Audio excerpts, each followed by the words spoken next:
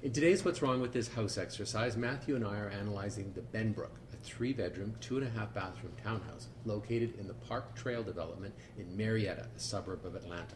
To see our slow home test score for the project, click on the link in the post. And for those of you who are just joining us for the first time or maybe the second time, all the information that we're using to review the floor plans can be found in the What's Wrong with This House book, which is available for sale on the right-hand side of the website. Exactly. We'll go into how to use the slow home test, which is what we're going to do right now. So the first item of business is to look at location. We ran this through the walk score. It's got a score of 31 out of 100, which means it's car dependent, and we pulled it up on Google Maps, and indeed it certainly is. Yes. There's a huge parking lot on the side. This is actually the development, right here. Yeah. I mean, there's a Pizza Hut. You noticed a Radio Shack. There's a few things you can walk to, but they're across a major busy road. And that's right. And in terms, so I don't think we can give it the points for that. There's nothing about environmental performance within the project. As we move to siting, and just before we leave this drawing, this is actually the access road. You're going to see that on the site plan in just a couple of minutes. And this is why it's so important to look at a site plan and then look at it on Google Maps if you can't get there. Look at the back. This is a kind of retail. It's like a big box, sort of. Yeah, and that's the back end of that. We all know what the back of those look like, right? Yeah. There's going to be houses backing onto right that. Here, facing out onto that. And so these are not going to be particularly good. So when we look here, those are those. Yeah, and you've got to also adjust. You have to adjust the site plan now because you've got to put this in context with the stuff that's actually there. So I think that aside from these units, which you need to be careful of, I think overall the siting is okay. There isn't any major conflicts or anything like that. So I would say that it gets the points for siting. Now let's have a look at the unit itself. Okay.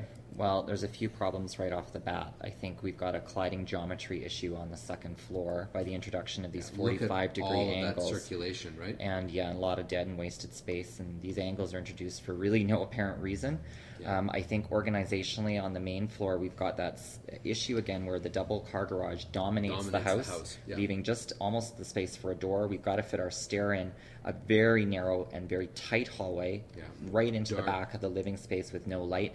I think organizationally this plan is extremely poor. I agree. And I think we need to give it a big fat 0. Yes, and then the same for entry, right? I mean, look at it's particularly the back entry out of the garage. Yeah, I mean, this is like the doors are, I mean, the door is going to block the hall. We've got like a walk-in closet, but it's on a 45-degree angle.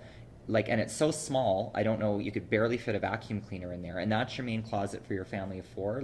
Give me a break. I mean, that's just terrible. So we can't do that. That's got to get 0. Living, I think it's okay, right? Yeah, I think living's okay.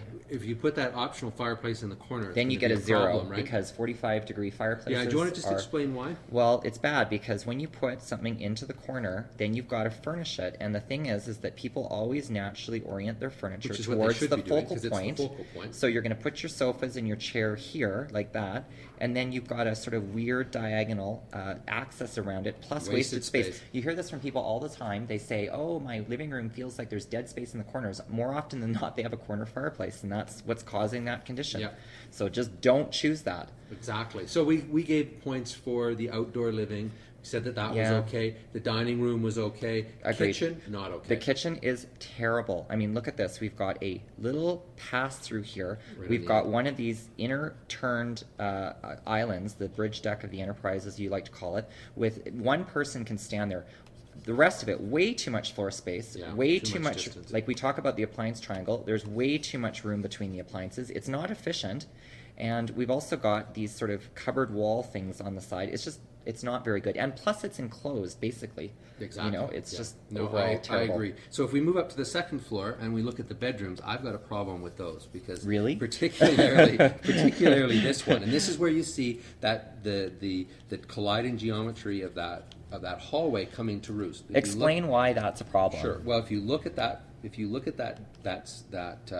45-degree door, what it's doing is it's coming in and look at how it's pushed that door swing right into the middle, and it's going to be very difficult to furnish that. Right. And you're coming right into the corner of the bed. If you were coming in this way, then you wouldn't have that problem. Yeah. Like, just for example, if we're looking at bedroom 3, notice, same size room. This is much, much better. It's going to feel bigger. It is. It's going to feel much bigger. And then we got the same problem in the bathrooms. We can't give the bathroom a point. Look at that. You can't even stand in No, front and of I've been that. in bathrooms like that, and it's really awkward because the door doesn't actually have a natural place to stop against the wall. It overextends the hinges. It's bad. That's right. It's really and then bad. we got another problem down here at the guest Okay, that bathroom. powder room, the square footage of it is big, but the fixtures are jammed That's right. into the you corner. have to sort of stand on the toilet to Like, be able to it wash makes your no hands. sense. No, The it's- whole it's layout of it's particularly really bad. And then we've got the study. There isn't a study, which means we give it the point. Laundry Right. is fine. Parking is fine. Overall, we gave it an 8 out of 20. Which is not good. Not particularly good, no. So, interested in your comments? Yeah, we'd like to and- hear what you guys think. That's right. And tomorrow we'll be doing a Which House Should I Buy seminar. See you tomorrow.